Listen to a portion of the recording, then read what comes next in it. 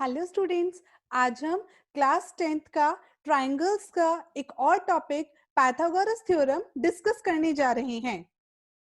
अगर आपने मेरे इस चैनल को अभी तक सब्सक्राइब नहीं किया है तो इस चैनल को अभी सब्सक्राइब करें। सब्सक्राइब करने के लिए इस वीडियो के नीचे इस सब्सक्राइब बटन पर क्लिक करें और इस वीडियो को लाइक करना ना भूलें। पाइथागोरस थ्योरम पाइथागोरस थ्योरम हमें क्या बताती है? किसी एक ट्राइंगल में जब एक एंगल 90 डिग्री होता है तो उसके सामने वाली साइड, जिसको हाइपोटेन्यूस बोला जाता है, उसका स्क्वायर बाकी दोनों साइड्स के सम के इक्वल होता है। उन दोनों साइड्स का स्क्वायर कर दें, उनका सम कर दें तो वो किसके इक्वल होगा? हाइपोटेन्यूस के स्क्वायर के equal. When a triangle has a right angle 90 degree and squares are made on each of the three sides, then the biggest square has the exact same area as the other two squares put together. Same चीज जब हम किसी एक right angle triangle को लेते हैं तो hypotenuse का स्क्वायर किसके इक्वल होता है? परपेंडिकुलर का स्क्वायर प्लस बेस के स्क्वायर के लिए। ये आप ध्यान रखेंगे कि हाइपोटेन्यूस जो होता है वो ट्राइंगल में सबसे लॉन्गेस्ट साइड को कहा जाता है। इसको हम किस शॉर्ट इक्वेशन की फॉर्म में लिख सकते हैं? A square equals to B square plus C square. यहाँ पे ए आपकी क्या है? लॉन्गेस्ट साइड ट्राइंगल की। इसका स्क्वायर किसके इक्वल हुआ? सी एंड बी के स्क्वायर के सम के इक्वल। जब आपने सी और बी के स्क्वायर किया और उन्हें ऐड किया तो वो किसके इक्वल आया? ए स्क्वायर के इक्वल। या आप इसे इस फॉर्म में भी लिख सकते हैं, हाइपोटेन्यूस का square equals to perpendicular square plus base square. ये थ्योरम हमारी मोस्ट इंपॉर्टेंट थ्योरम होती है। नाउ हमें क्या थ्योरम दी गई है?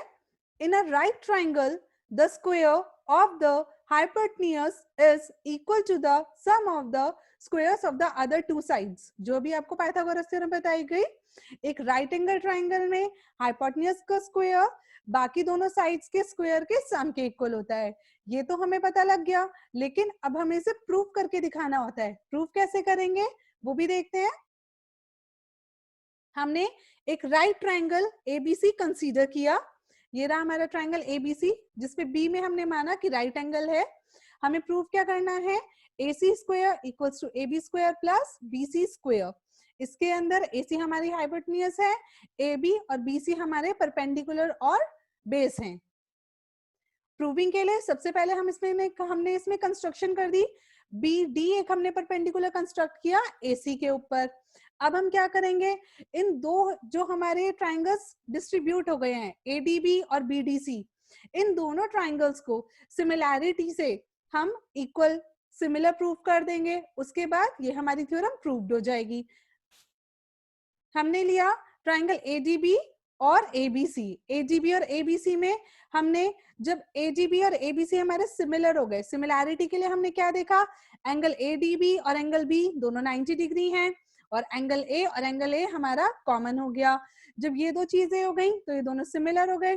सिमिलर होने के बाद इनकी साइड्स की रेशियो आपस में प्रोपोर्शनल हो गई। हमने साइड्स की रेशियो को प्रोपोर्शनल कर दिया। That means AD upon AB is equals to AB upon AC। या हम इसे ऐसे भी बोल सकते हैं, AD into AC equals to AB square. Similarly हमने इस दूसरे ट्राइंगल BDC को इस पूरे बड़े वाले ट्राइंगल ABC के सिमिलर किया। सिमिलर करने के लिए वही एंगल BDC हमारे पास 90 डिग्री और एंगल B हमारे पास 90 डिग्री, और दोनों ही ट्राइंगल्स में हमारे पास एंगल C कॉमन आ रहा है। ये भी हमारे पास सिमिलर हो गए। सिमिलर होने के बाद हमने इनकी साइड्स को रेशियो को प्रोपोर्शनल कर दिया। अब प्रोपोर्शनल किया हमने CD upon BC equals to BC upon AC। या हम इसको ऐसे भी लिख सकते हैं, CD into AC equals to BC square. ये हमारे पास फर्स्ट इक्वेशन आई, ये हमारे पास सेकेंड इक्वेशन आई। अब हमने इन दोनों को ऐड कर दिया, लेफ्ट हैंड साइड को लेफ्ट हैंड साइड से, राइट हैंड साइड को राइट हैंड साइड से। लेफ्ट हैंड साइड में जब हमने ऐड किया AD into AC plus CD into AC, किसके इक्वल आया? AB square plus BC square के। यहाँ पे हमारे पास AC कॉमन आ गया, अंदर हमारे पास बचा AD plus CD। AD plus CD हमारे पास क्या मिलके बनाएगा? AC बनाएगा। तो AC into AC AC square, AC square किसके इक्वल आ गया? AB square plus BC square के, जो हमें प्रूव करना था। इस थ्योरम में हम सबसे पहले एक कंस्ट्रक्शन करते हैं। कंस्ट्रक्शन हम एक परपेंडिकुलर ड्रॉ करते हैं हाइपोटेन्यूज पे। उसके बाद हमारे दो ट्राइंगल्स हो जाते हैं। उन दो ट्राइंगल्स को हम जो हमारा लॉन्गेस्ट वाला ट्राइंगल होता है उससे सिमिलर करते हैं। सिमिलर करने के बाद उनकी साइड्स की रेशियो को हम प्रोपोर्शन करते हैं और हमारा ये प्रूफ हो जाता है। Now converse of Pythagoras theorem. In a triangle, if square of one side is equal to the sum of the squares of the other two sides, then the angle opposite the first side is a right angle. अभी हमने क्या prove किया कि एक right angle triangle में जो 90 degree के सामने वाली साइड है हाइपोटेन्यूज, उसका स्क्वायर किसके इक्वल होता है? बाकी दोनों साइड्स के स्क्वायर के सम के इक्वल। अब हमें क्या दिया हुआ है? यहाँ पे हमें कन्वर्स बताना है। कन्वर्स में हमें क्या दिया हुआ है कि जो हाइपोटेन्यूज का स्क्वायर है वो बाकी दोनों साइड्स के स्क्वायर के सम के इक्वल है, लेकिन जो हाइपोटेन्यूज के अपोजिट एंगल है वो आपका 90 डिग्री है। यानी आपको प्रूव करना है कि वो एक राइट एंगल ट्राइंगल है। हमने एक ट्राइंगल लिया एबीसी। इसके अंदर हमें क्या गिवन है? AC square equals to AB square plus BC square. हमें प्रूव क्या करना है? एंगल बी हमारा 90 डिग्री है। इसके लिए हमने एक PQR अनदर ट्राइंगल कंस्ट्रक्ट किया कि हमारे पास AB और PQ इक्वल हो, QR और BC भी हमारे पास इक्वल हो। ये हमने ट्राइंगल बनाया PQR। इसमें AB और PQ इक्वल है, BC और QR हमारे इक्वल हैं और Q इसमें 90 डिग्री है। अब हमने ये ट्राइंगल PQR कंसीडर किया। क्योंकि ये हमारे पास 90 डिग्री है तो हमारे पास क्या आया? PR square equals to PQ square plus QR square, जो अभी हमने प्रूव किया था पाइथागोरस थ्योरम में। लेकिन AB PQ के BC QR के इक्वल है तो हम इसको ये भी लिख सकते हैं PR square equals to AB square plus BC square. Now हमें गिवन क्या था? AC स्क्वायर किसके इक्वल है? AB square plus BC square के। और AC इससे हमारे पास किसके इक्वल आ गया? PR के। हमारे पास PR स्क्वायर किसके इक्वल था? AB square plus BC square के। और AC स्क्वायर हमें गिवन था AB square plus BC square के। इन दोनों इक्वेशन से हमारे पास PR और AC आपस में इक्वल आ गए। अब हमने इन दोनों ट्राइंगल्स को देखा ABC और PQR को।